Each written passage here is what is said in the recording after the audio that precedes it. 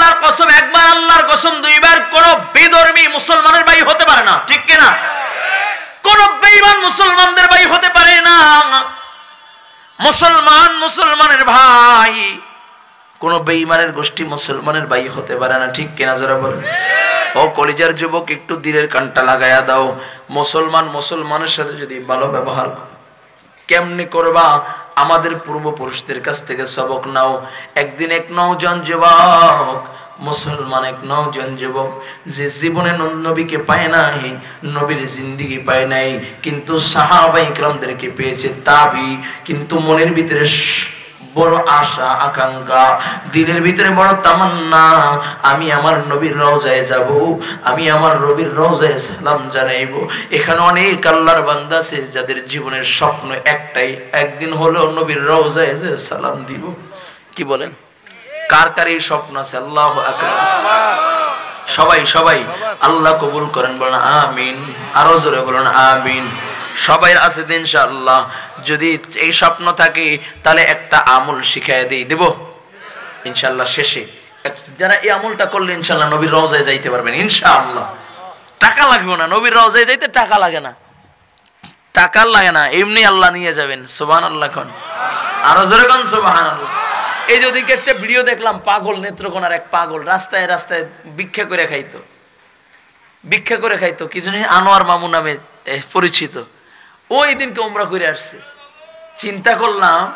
চিন্তা করলাম ওর তো উমরা করার কোনো সামর্থ্য ছিল না, কোনো যোগ্যতাও ছিল না, কিন্তু আল্লাহ তাআলা যে কোনো মাধ্যমে হইলেও আল্লাহ তাআলা তাকে তার নবীর রওজায় নিয়ে গেছেন। সুবহানাল্লাহ, সুবহানাল্লাহ কইতে এত সলো। আপনার আমার দিলে তামান্না থাকলেও আল্লাহ কবুল করবেন, ঠিক না? ইনশাআল্লাহ। নওজোয়ান যুবক মনের ভিতরে তামান্না, আমি নবীর রওজায় যাইব, নবীর রওজার সালাম জানাইব, দিলে বড় তামান্না। আশা নিয়া ঘর থেকে বের হইছেন, উটের পিঠে সওয়ার হইয়া আল্লাহর বান্দা মদিনার উদ্দেশ্যে রওনা করলেন। পথের ভিতরে ক্লান্ত শরীর নিয়ে খেজুর বাগানের ভিতরে বিশ্রাম করতেছে, আরাম করতেছে, কারণ ওই ব্যক্তির বাড়ি থেকে মদিনা বহু দূর, 300-350 মাইল রাস্তা। খেজুর বাগানে উট বাইদা রাইখা আরাম করতেছে। ঘুম যখন ভাইঙা যায়, ঘুম থেকে উঠা দেখে উটটার দেখা যায় না। সামনের দিকে তাকাইয়া দেখি উটটা রক্তক্ষরণ হইতে হইতে মারা গেছে। পাশে একজন মুরব্বি দাঁড়ানো, ডাক দিয়া কয়, চাচা আমার উটটা কে মারছে, আপনি কি দেখেছেন? চাচা ডাক দিয়া কয়, যুবক আমি মেরেছি, আমার ফসল নষ্ট করতেছিল, খেজুর বাগান নষ্ট করতেছিল, তাই আমি তাকে যখন পাথর দিয়ে তাড়াইতেছিলাম, কপালের উপরে লাইগার কপাল ফাইটা রক্তক্ষরণ হইতে হইতে মারা গেছে। নওজোয়ান যুবক, রক্ত বড় গরম, আল্লাহর বান্দা মুরব্বি মানুষকে পেটানো শুরু করলেন। পিটাইতে পিটাইতে মুরব্বি মারা গেছে। আল্লাহর বান্দা অনুতপ্ত হয়ে গেলেন, আয় হায় আমি কি করলাম, আমি তো অপরাধী হয়ে গেলাম, খুনি হয়ে গেলাম। এই অবস্থায় যদি আদালতে কিবরিয়া দাঁড়াই, তাহলে আল্লাহ তাআলা তো আমাকে জাহান্নামের বাসিন্দা বানায় দিবে। এই কথা চিন্তা কইরা আল্লাহর বান্দা মুরব্বির লাশের পাশে দাঁড়ায় রইলেন। বিকাল বেলা মুরব্বির সন্তানরা মুরব্বির খোঁজে যখন বের হয়, তাকায় দেখে মুরব্বি জমিনে পড়ে রয়েছে, নিথর দেহটা, পাশে একটা উট মরা। ডাক দিয়া কলে, ভাই আমার বাবাকে কে পিটাইছে তুমি কি জানো? মুসলমান যুবক এখন ভাইয়ের হাতটা ধইরা, ওই যুবকের হাতটা ধইরা কয়, তোমরা কি মুরব্বির সন্তান? বলে, হ্যাঁ হ্যাঁ আমরা মুরব্বির সন্তান। কয়, ভাই আমিও মুসলমান, তুমিও মুসলমান। এরে ভাই, অপরাধ করেছি আমি, অন্যায় করেছি আমি অপরাধ করেছি, কিন্তু তোমরা অপরাধে হাত তুলে নিও না, আইন হাতে তুলে নিও না। এটা হলো মুসলিম রাষ্ট্র, আমি অপরাধ করেছি, এদেশে ইসলামিক শাসন ব্যবস্থা আছে, আমি তোমার বাবাকে হত্যা করেছি, চলো চলো আমাকে নিয়ে আমিরুল মুমিনিন খলিফাতুল মুসলিমিন ওমরের কাছে নিয়ে চলো। আমি আদালতে কিবরিয়া আল্লাহ তাআলার আদালতে আসামি হইয়া দাঁড়াইতে চাই না। দুনিয়া আমি আমার শাস্তি ভোগ করে যাইতে চাই। ভাইরে চল চল আমিরুল মুমিনের দরবারে চল। খলিফাতুল মুসলিমের সামনে যখন হাজির করা হলো, আমিরুল মুমিনিন ডাক দিয়া কয়, যুবক, এরে যুবক, উটের বদলে উট দিয়ে দিলেই তো হইতো, তুমি কেন তাকে কতল করলা? কয়, রাগের বশীভূত হইয়া। আমিরুল মুমিনিন বিচারের রায় দিয়ে দিলেন, কতলের বদল কতলা, বলে হত্যার বদলে হত্যা করা হবে, অমুক দিন অমুক সময় তাকে কতল করা হবে। বিচারের রায় হয়ে যায়, মানুষগুলো বিচারের অপেক্ষায় রইলেন। এমন সময় জল্লাদকে ডাক দিয়া কয়, জল্লাদ, আর 2 দিন মাত্র বাকি আছে এই যুবকের বিচারে, যাও যাও একটু যা জিজ্ঞাসা করো যুবকের মনের দিলের কোনো তামান্না আছে। এমন সময় জল্লাদ ডাক দিয়ে বলে, যুবক, এটাই হয়তো তোমার শেষ সময়, আখেরি সময়, তোমার কোনো চাওয়া পাওয়া আসেনি, দিলের কোনো তামান্না আছে? যুবক ডাক দিয়ে বলে, জল্লাদ, আমার দিলে একটা তামান্না আছে। বলে, বলো বলো। কয়, না, তোমার কাছে বলা যাবে না, আমিরুল মুমিনিন খলিফাতুল মুসলিমিন ওমরকে ছাড়া আমি কাউকে বলবো না। ওমরের সামনে হাজির করা হলো। ওমর ডাক দিয়া কয়, যুবক, তোমার দিলের তামান্না কি? ডাক দিয়ে বলে, আমিরুল মুমিনিন ও খলিফাতুল মুসলিমিন, আমার দিলের একটা তামান্না, আমি এক ইহুদির কাছ থেকে কিছু টাকা কর্জ নিয়েছিলাম, দিনার দিরহাম কর্জ নিয়েছিলাম। ইহুদির বাড়ি আমার বাড়ির থেকে বহুদূর, ইহুদি আমার বাড়ি চেনে না, আমার বাড়ির লোকেরাও ইহুদির বাড়ি চেনে না। কিন্তু ইহুদি আমি মুসলমান এই জন্য আমাকে দিয়েছিল, জানে মুসলমানরা আমানতের খেয়ানত করে না। ও আমিরুল মুমিনিন, আমাকে একটু যদি সময় দেওয়া যায়, আমি ইহুদির টাকাটা কর্জ করে দিয়ে কর্জটা আমি পরিশোধ করে দিয়ে আসলাম। আমিরুল মুমিনিন ডাক দিয়ে কয়, যুবক, সেটা তো সম্ভব না, তোমার সাথে সৈন্য দিব তাও সম্ভব না। মুসলমান জায়গায় জায়গায় যুদ্ধের জন্য, ইসলামের পতাকাকে উত্তোলন করার জন্য ব্যস্ত, আবার 2-1 জন দিয়ে তোমার সাথে পড়াবো তাও সম্ভব না, তুমি যদি তাদেরকে পথের ভিতরে হত্যা করে বেগে যাও। তবে একটা বিষয়, একটা সূরাত আছে, বলে কি সূরাত? কয়, তোমার জায়গায় তোমার বাবা বা ভাই বা আত্মীয় স্বজন কাউকে জিম্মাদার বানায় যাও, যদি কাউকে জিম্মাদার বানায় যাও, তাহলে তোমাকে আমরা কয়েকদিনের জন্য সময় দিতে পারি। যুবক ডাক দিয়া বলে, আমিরুল মুমিনিন, এই মদিনায় আমি অপরিচিত, আমার পরিচিত জন কেউ নাই, আমার বাবা নাই, আমার মা নাই, আমার ভাই আত্মীয় স্বজন বলতে মদিনায় কেউ নাই। আজকে যদি আমার ভাই থাকতো আমার জিম্মাদার হয়ে যেত, আমার বাবা যদি থাকতো আমার জিম্মাদার হয়ে যেত। ও আমিরুল মুমিনিন, যেহেতু মদিনা আমার আপনজন বলতে কেউ নাই, আপনি বিচারের রায় শোনায় দেন, বিচারের কার্যক্রম আপনি সম্পন্ন করে ফেলেন। যেই মাত্র আমিরুল মুমিনিন বিচারের কার্যক্রম সম্পন্ন করার জন্য যখন অনুমতি দিবে, এমন সময় উপস্থিত সাথীদের ভিতর থেকে একজন 2টা হাত উঁচু করে বলে, আমিরুল মুমিনিন, আমার ভাইয়ের জিম্মাদার আমি হয়ে গেলাম। তাকাইয়া দেখে আমার নবীর প্রিয় সাহাবী হযরতে আবু যর গিফারি খাদিমে খায়রুল বশর मुस्तफा की खदमतों से जिंदगी भर ना बनाया अपना घर। हजरत अबू ज़र ग़िफ़ारी खादिमे खैरुल बशर मुस्तफा की खदमतों से जिंदगी भर ना बनाया अपना घर। नबीर प्रिय साहाबी हजरत अबू ज़र 2টা হাত উঠে ফেললেন। আমিরুল মুমিনিন ডাক দেয়া বলো, আবু যর, চিনো না জানো না তার জিম্মাদার হয়ে গেল, বুঝে শুনে তুমি জিম্মাদার হইও। আবু যর মিসকি হাসি দিয়া ডাক দিয়া বলে, ও আমিরুল মুমিনিন, কে বলেছে আমি চিনি না? রক্তের কোনো বন্ধন নাই, রক্তের কোনো বন্ধন নাই, কিন্তু আমার নবী সরকার দু আলম নবী আমার সাথে তার সাথে একটা কোরআন হাদিসের বন্ধনে আবদ্ধ করে দিয়েছি।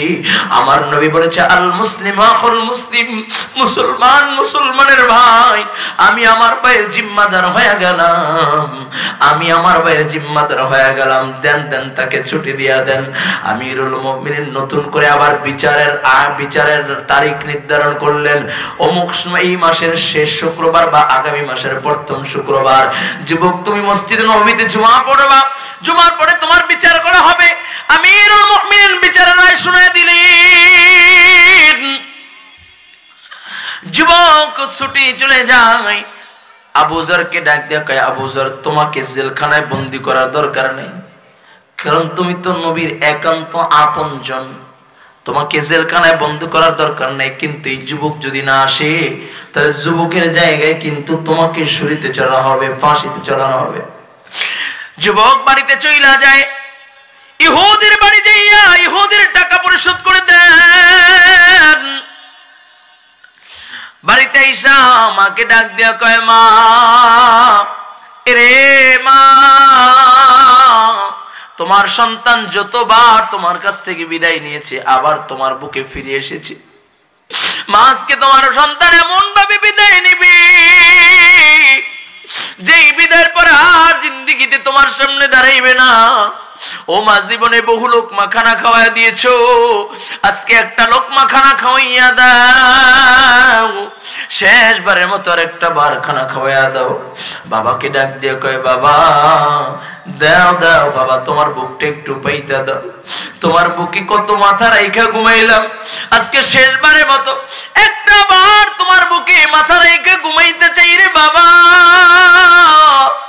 বাবা দাও, তোমার বুকটা পেতে দাও। বাবার কাছ থেকে মায়ের কাছ থেকে বিদায় নিয়া যুবক মদিনার উদ্দেশ্যে ছুটে চললেন। এদিকে মসজিদ নববীর আজান হইয়া যায়, জুমার আজান হইয়া যায়। জল্লাদকে আমিরুল মুমিনিন ডাক দেয়া বলে, জল্লাদ এখনো যুবক আসে নাই, যাও যাও যুবকের ভাই আবু যরকে রেডি হইয়া বিদায় নিয়ে মসজিদে নববীতে আসতে বলো। আর ডাক দিয়া বলে, আবু যর এটাই হয়তো তোমার মসজিদ নববীর শেষ জুমা। আবু যর প্রস্তুতি নিয়ে মসজিদ নববীতে হাজির। জুমার নামাজ শেষ, আবু যর গিফারিকে শুরুতে উঠায় ফেললেন। এখন আবু যরকে কতল করা হবে। তাকাইয়া দেখে চতুর্দিকে শুধু কান্নার আওয়াজ, সবাই কান্দে, আবু যর হাসে। আবু যরের জন্য কেনই বা কানবে না? আবু যর এমন একজন দাবি সাহাবী, আমার নবীর এত প্রিয় সাহাবী। ও যুবক একটু দিলের কানটা লাগাইয়া দাও। আমার নবী হযরত আমার নবী সরকার দো আলম নবী মুহাম্মদুর রাসূলুল্লাহ সাল্লাল্লাহু আলাইহি ওয়াসাল্লাম মসজিদ নববীর ভিতরে বসা। এমন সময় জিবরাইল এসে বলে, ইয়া রাসূলুল্লাহ, ইয়া হাবিবাল্লাহ, ওগো নবীজি, ওই যে চাদর মুড়ি দিয়া হাইটা যায় আপনার সাহাবী আবু যর। নবী আমার ডাক দেয়া কয়, ও জিবরাইল তুমি কেমনে চিনলা আমার আবু যরকে, কিভাবে চিনেছো? বলে, ইয়া রাসূলুল্লাহ, ইয়া হাবিবাল্লাহ, ওগো নবীজি, শুধু আমি জিবরাইল চিনি তা নয়, আসমান ও জমিনের ভিতরে যত ফেরেশতা আছে সকল ফেরেশতারাই আবু যরকে চিনে, আবু যরকে চিনে। জোরে বলো আল্লাহু আকবার। নবী আমার চোখের পানি ছেড়ে ছেড়ে বলে, ও জিবরাইল কেমনে আমার আবু যরকে চিনি, কি এমন আমার আবু যরের গুণ? বলি, ইয়া রাসূলুল্লাহ, ইয়া হাবিবাল্লাহ, শুধু ফেরেশতারা আবু যরকে চিনে তা নয়, স্বয়ং আল্লাহ তাআলা আবু যরের আলোচনা ফেরেশতাদের মাঝে করতে থাকে। জোরে বলো আল্লাহু আকবার। নবী আমার ডাক দিয়ে বলে, ভাই জিবরাইল আমার আবু যরের কি এমন গুণ? জিবরাইল বলে, ইয়া রাসূলুল্লাহ, ইয়া হাবিবাল্লাহ, ওগো নবীজি, আবু যরের দুইটা গুণ। এক নাম্বার বলবনি, তবে আমলের নিয়ত একটু হাতটা বাড়ায়া দাও, কে কে আমল করবা? ও যুবক দিলের কানটা লাগাইয়া দাও। আমার নবী বলে, আবু যরের কয়টা গুণ? বলে, দুইটা গুণ। এক নাম্বার আবু যরের এক নাম্বার গুণ লিকাসরাতে সূরাতুল ইখলাস। জিবরাইল ডাক দিয়ে বলে, ইয়া রাসূলুল্লাহ, ইয়া হাবিবাল্লাহ, আবু যর বেশি পড়ে কুল হুয়াল্লাহু আহাদ, আল্লাহুস সামাদ, লাম ইয়ালিদ ওয়া লাম ইউলাদ ওয়া লাম يكن له كفوا أحد قل هو الله أحد الله الصمد لم يلد ولم يولد ولم يكن له كفوا أحد قل هو الله أحد الله الصمد لم يلد ولم يولد ولم يكن له কুফুয়ান আহাদ। এই যে জবান নারায়ণ রাজারা 3টা বার সূরা ইখলাস তেলাওয়াত করলেন, প্রত্যেকের আমলনামায় আমার আল্লাহ এক খতম কোরআনুল কারীমের সওয়াব লেখা দিছি। ও যুবক, জিবরিল বলে ইয়া রাসূলুল্লাহ ইয়া হাবিবাল্লাহ, আবু যর বেশি বেশি সূরা ইখলাস তেলাওয়াত করে। ও কলিজার যুবক, তুমি আমিও যদি বেশি বেশি সূরা ইখলাস তেলাওয়াত করি, তাহলে ফেরেশতাদের মাধ্যমে আল্লাহ তাআলা তোমার পরিচয় ঘটায়া দিবে। শুধু তাই না, ও যুবক, কোন ব্যক্তি যদি তার জীবনের হায়াতের জিন্দেগিতে 1.25 লক্ষ বার 1,25,000 বার যদি সূরা ইখলাস তেলাওয়াত করে, আল্লাহ তাআলা তার এই সিনাটাকে জাহান্নামের আগুনে জ্বালাইবে না, জাহান্নামের আগুনে জ্বালাবে না। এখন থেকে ইনশাআল্লাহ এখন থেকে সূরা ইখলাস বেশি বেশি তেলাওয়াত করব। অনেকে বলে হুজুর কোরআন পড়তে পারি না, আমরা মাদ্রাসায় পড়ি নাই, তুমি কি সূরা ইখলাসও পড়ো নাই? আজ থেকে ইনশাআল্লাহ প্রত্যেকদিন কিছু সময় হইলে সূরা ইখলাস তেলাওয়াত করবা, পারবা তো ইনশাআল্লাহ। 1 নাম্বার আবু যর 1 নাম্বার গুণ সূরা ইখলাস বেশি বেশি তেলাওয়াত করতেন। 2 নাম্বারের লিকাস 2 নাম্বারের লিসিগারি লিনাফসি, আবু যর নিজেকে নিজে খুব ছোট মনে করে, খুব ছোট মনে করে। ও যুবক ভাই, তোমার আমার ভিতরে তো অহংকারী ভাব, তোমার আমার ভিতরে তো অহংকারী ভাব। আর আবু যর গিফারি নিজেকে নিজে ছোট মনে করে। আর যারা নিজেকে নিজে ছোট মনে করবে তার দাম কত জানুনি? ও বাবা, 2টা গুণ আমার রব কিছু বুদ্ধিমানদের পরিচয় দেয়, বলবো নি? আমার রবের কাছে কিছু লোক আছে যারা রবের কাছে বড় দামি, রবের কাছে বড় বুদ্ধিমান। সমাজে তো ইসলামের বিরোধিতা করলে বুদ্ধিবীজি হওয়া যায়। আর কিছু আল্লাহর আশিক বান্দা আছে যারা মালিকের কাছে বুদ্ধিমান। কয় কেমন জানো নি? ময়দানে মাহশার যখন কায়েম হয়ে যাবে, মা ছেলের পরিচয় দিবে না, বাবা সন্তানের পরিচয় দিবে না। ওই সময় মালিক আমার ডাক দিয়া বলবে, ও ফেরেশতারা, বুদ্ধিমানদেরকে ডাক দাও, বুদ্ধিমানদেরকে ডাক দাও। ফেরেশতারা বলবে, আল্লাহ বুদ্ধিমান আবার কারা?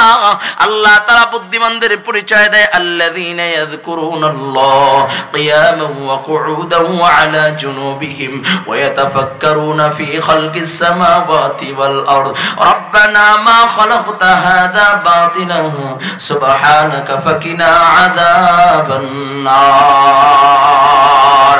রব বুদ্ধিমানদের পরিচয় দেন।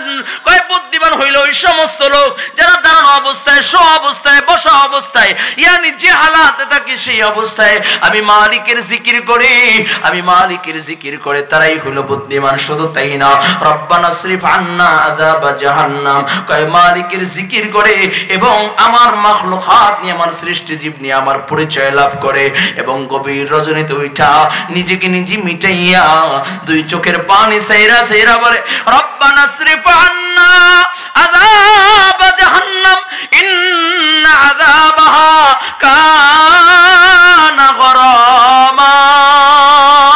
তার চোখের পানি ছেড়ে ছেড়ে জাহান্নামের ভয়ে কান্না করি।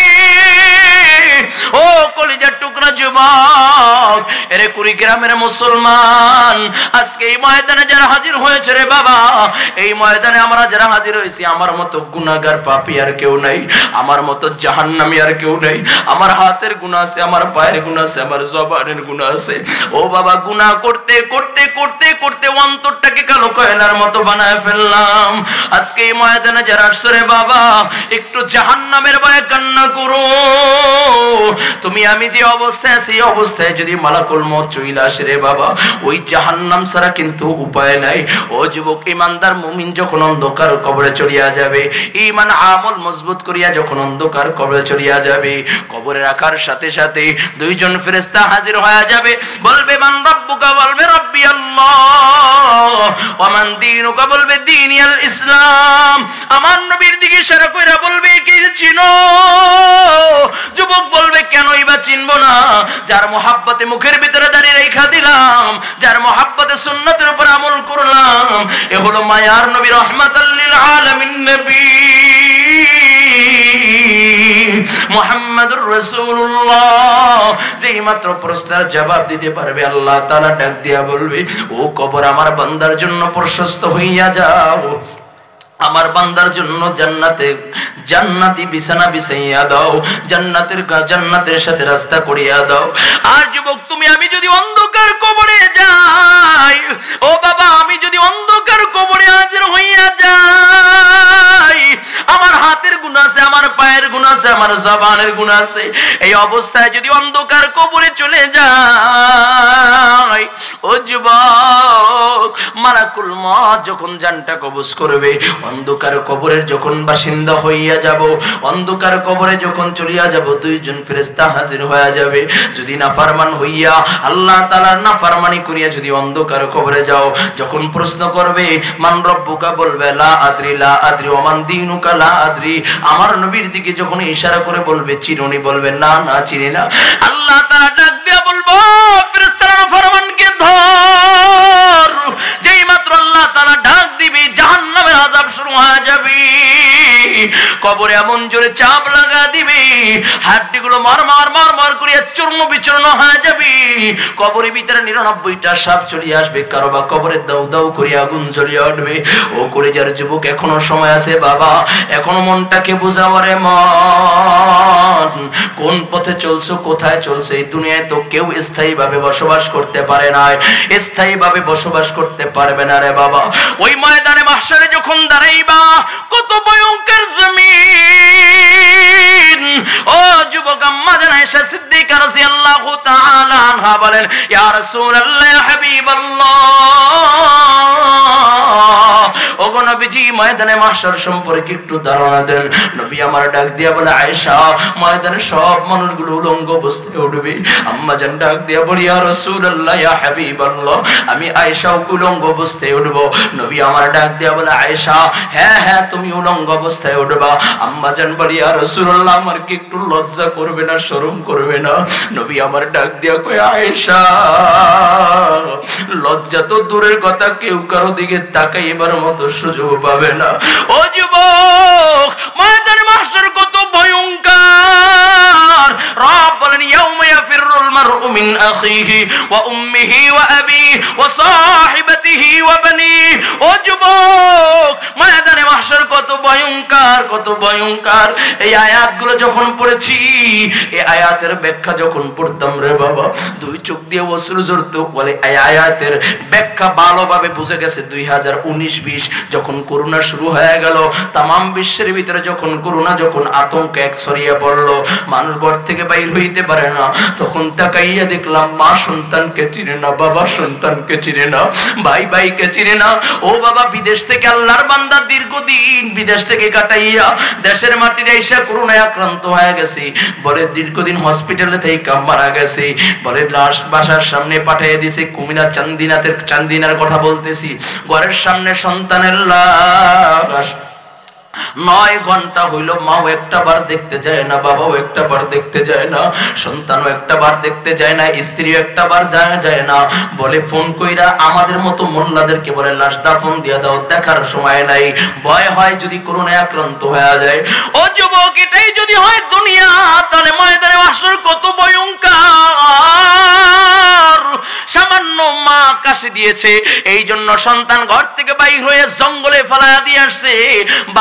বাবার জ্বর হয়েছে, এই জন্য সন্তান ঘর থেকে বাইর করে দিয়েছি। এটাই যদি হয় দুনিয়া, তাহলে ময়দানে মাহশর কত ভয়ঙ্কর। ও যুবক, যখন ময়দানে মাহশর কায়েম হয়ে যাবে রে বাবা, ইমানদার মুমিন যখন ময়দানে মাহশরে দাঁড়াইবে, আল্লাহ তাআলা ইমানদারের হাতে, ডান হাতে আমলনামা দিবে।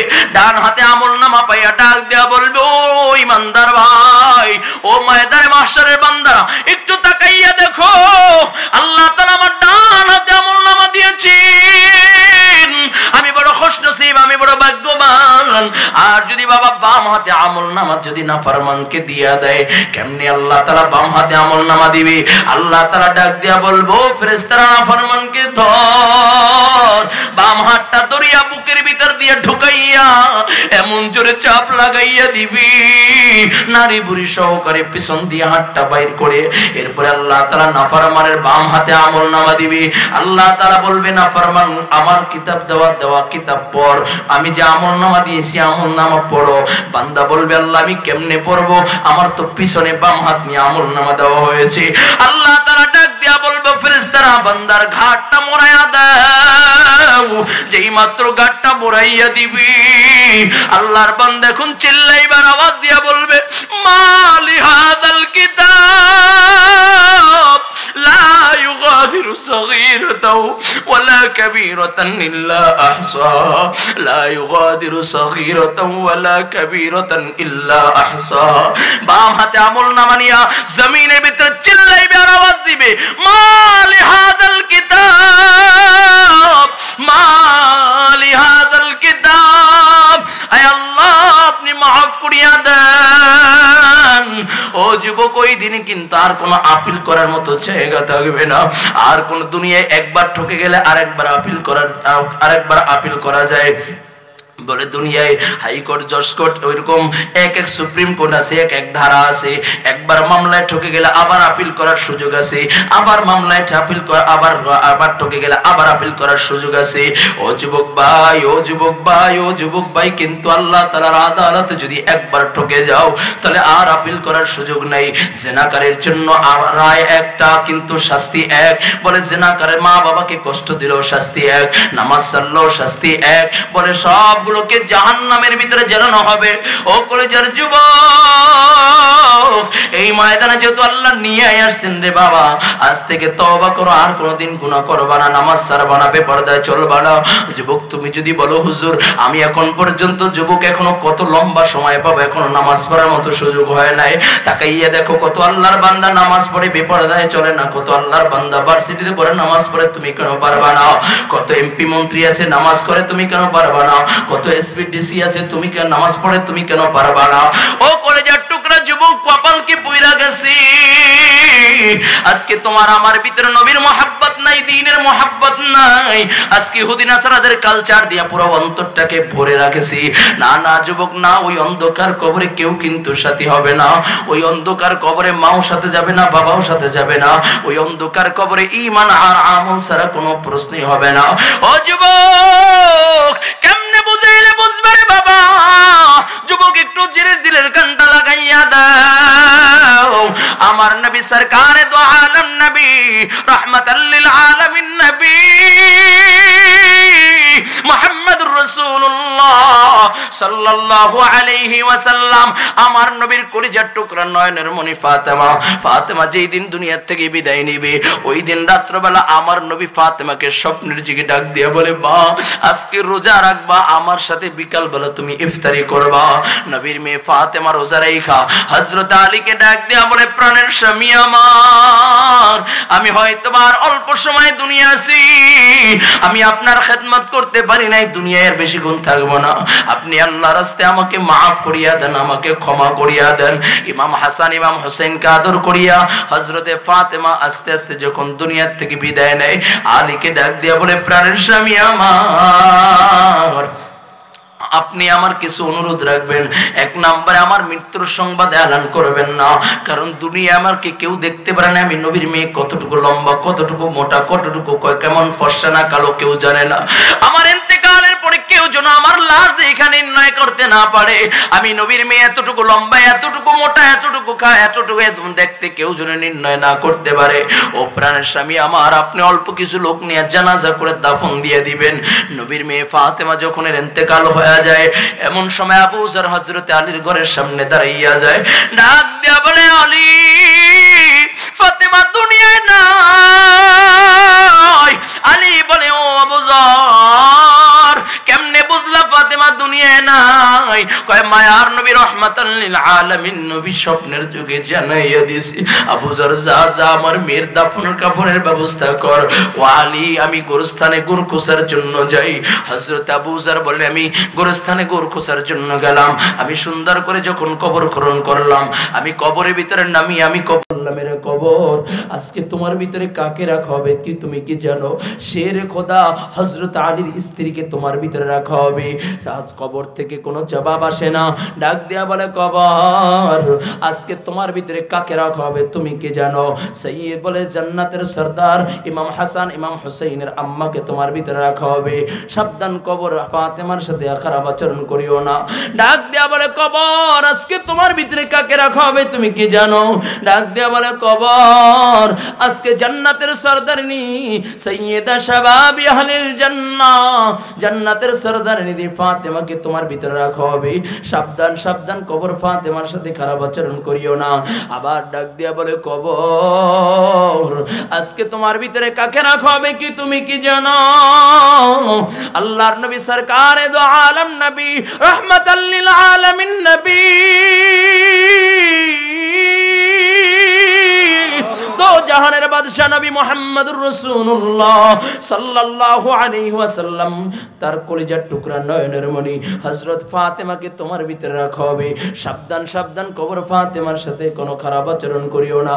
হযরত আবু যর বলে আমাকে ডাক দেয়া কবর বলে আবু যর আমি আলীর স্ত্রীকে চিনি না, হাসান হোসেনের আম্মাকে চিনি না, আমি নবীর মেয়েকে চিনি না, আমি ফাতেমাকে চিনি না। আমি চিনি ইন্নাল্লাযীনা আমানু ওয়া আমিলুস সলিহাত, আমি চিনি ঈমান আর আমল। ঈমান আমল নিয়ে যদি আমার ভিতরে আসে আমি কবরটা তার জন্য জান্নাতি বাগান। আর যদি ঈমান আমল যদি ঠিক না থাকে আমি কবরে এমন জোরে চাপ লাগায় দিব ডান পাশের হাড্ডিগুলো বাম পাশে চলিয়া যাবে। এই জন্য কলিজার যুবক দূর বহু দূর থেকে জীবনে প্রথমবার তোমাদের কাছে আসলাম, আর জীবনে দেখা হবে কি হবে না জানি না রে বাবা। যদি কোন আল্লাহর বান্দা বলো হুজুর আমার পায়ে ধরলে আমি আপনার কাছ থেকে আজকে থেকে গুনাহ ছাইরা দিব, নামাজ আর ছাড়বো না, আমি তোমার পায়ে ধরতে রাজি। কোন আল্লাহর বান্দা যদি বলো হুজুর আপনি আমার পায়ে ধরলে আমি আর কোনোদিন নামাজ ছাড়বো না, সত্যি সত্যি বাবা তোর পায়ে আমি হাত দিয়ে বলতে চাই নামাজ ছাইরো না, নামাজ ছাইরো না, গুনাহ কইরো না, গুনাহ ছেড়া দাও, আল্লাহর নাফরমানি কইরো না রে বাবা। আজকে যেহেতু এই ময়দানে নিয়ে আসছেন একটু তওবা করার মনটাকে বুঝাও রে মন। কিসের পিছে পড়ছো, কিসের মায়া পড়ছো? এই দুনিয়া আপনজন বলতে কেউ নাই। ও কলিজার টুকরা যুবক অনেক লম্বা চূড়া আলোচনা হয়েছে, এখন এই তওবা করব। আমি গুনাহগার স্টেজে উলামা ইকরাম উপস্থিত আছেন, মুরব্বী বাবাজিরা উপস্থিত আছেন, আমি সকলকে সাক্ষী রেখা আমি আজকে তওবা করতেছি, আর কোনোদিন গুনাহ করব না, বেপরদায় চলবো না, পরনিন্দা করব না, মা বাবাকে কষ্ট দিব না, নামাজ ছাড়বো না। আমার সাথে যদি তওবা করতে মনে চায়, আল্লাহ তাআলার রেজামন্দি অর্জন করে দুনিয়া থেকে বিদায় নিতে মনে চায়, বিগত দিনের যত অপরাধ করেছি অন্যায় করেছি তওবা করতে যদি মনে চায়, দুইটা হাত আমার মালিককে দেখাইয়া দাও। একটু ডাক দিয়া বলো আল্লাহ, আর জোরে ডাক দিয়া বলো আল্লাহ। ও যুবক ভাই ডাইনে বামে তাকায় দেখো কত আল্লাহর বান্দার চোখে পানি। একটু ডাক দিয়া বলো আল্লাহ, আর জোরে আওয়াজ করে ডাক দাও আল্লাহ। আর কোনোদিন গুনাহ করব না, করব না, করব না, করব না, মা বাবাকে কষ্ট দেব না, বেপরদায় চলবো না, পরনিন্দা করব না।